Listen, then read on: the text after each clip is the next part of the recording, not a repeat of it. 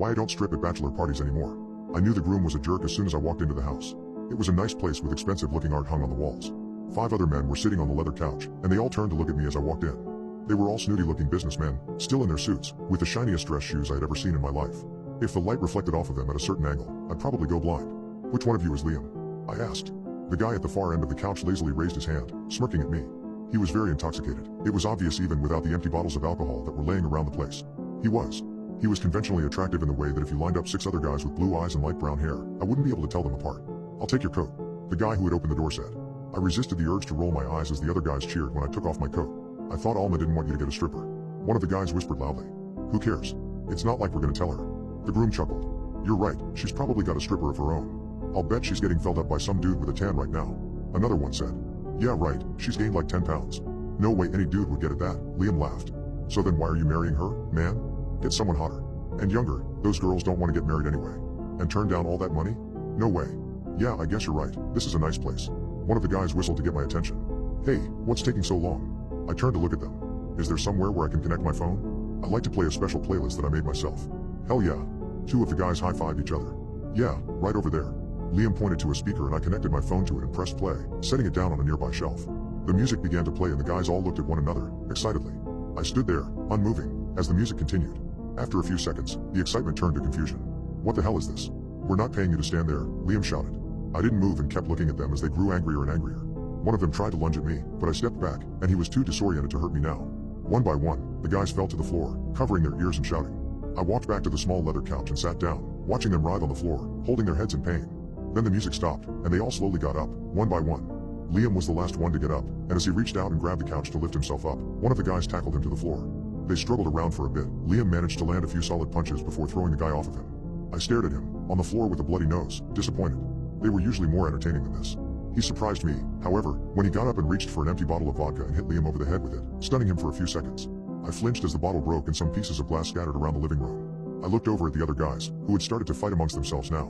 Content, I got up and snuck away down the hall to other rooms in the house. I wandered into the master bedroom first, opening up a drawer that was full of expensive jewelry. I remembered Liam's comment about wanting to marry his fiancée for her money, and left all of the women's jewelry alone, taking a few watches, rings, and expensive cufflinks. I put them all into the pockets of my dress and exited the room. I walked back and peered into the living room, where one of the guys was in the middle of the room, unmoving, his face beaten to a bloody pulp. He didn't appear to be breathing anymore, and I looked around the room, taking note that 4 of the guys seemed to be either dead or barely clinging to life. At the far end of the room, Liam threw another guy into a wall, causing one of the framed pieces of artwork to break. I looked from my phone to the door, but there was no way that I would make it out of here alive if I went out through the front door. I was beginning to worry. It had never gotten this bad before. Usually, they just beat each other up a bit until they get tired of it, and I'm able to sneak off with some stuff and not get hurt. But something was different this time. It had to be Liam. The music was always the same, that's what made them go crazy in the first place. But he was the only one left standing. I had to get out of there. Someone was bound to call the police soon. The music was still playing, but it did nothing to drown out the sounds of Liam throwing the guy into the wall repeatedly. The entire house shook every time he did it. I decided that I would have to leave my phone here if I wanted to get out. It couldn't really be tied to me anyway. It wasn't my real phone and all that it contained was the one playlist. I glanced at my coat, hung up by the front door, and decided I was just going to have to risk it. I went back down the hall, opened the door, and walking into the first room I encountered. I opened up the window and climbed out, looking around to see if there was anyone who would spot me leaving, but the street was empty. I climbed out in a hurry, the stolen jewelry jingling in my pocket. When my feet finally hit the ground, I took off, down the side of the house and onto the sidewalk, where I hesitated for a minute, trying to remember where I parked my car. I finally spotted it, 2 houses to the left, when I remembered that my keys were in the pocket of my coat. "Duck," I shouted into the night. I glanced back towards the house.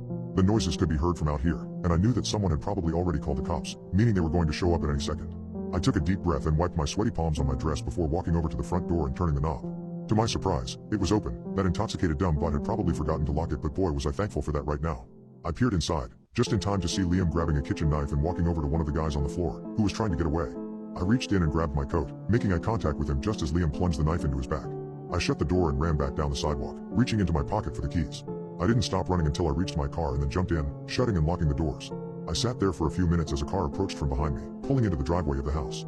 I watched a woman get out, presumably Alma. I watched as she walked over to the front door and opened it. Her scream ripped through the air as she looked at the inside of her house.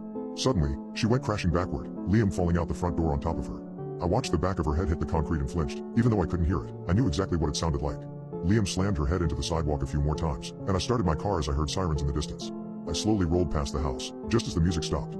There was a heavy silence for a while, before Liam stood up, and stumbled back in shock. He stared at Alma, and then down at his hands. He tripped back into the house, standing in the doorway, with his hands on his head as he took in the scene. Then he fell to his knees. As I pulled away from the house, I could hear scream, followed by the sound of the sirens getting closer. I turned left, out of the neighborhood, driving over a speed bump, the stolen jewelry clinking in my pocket.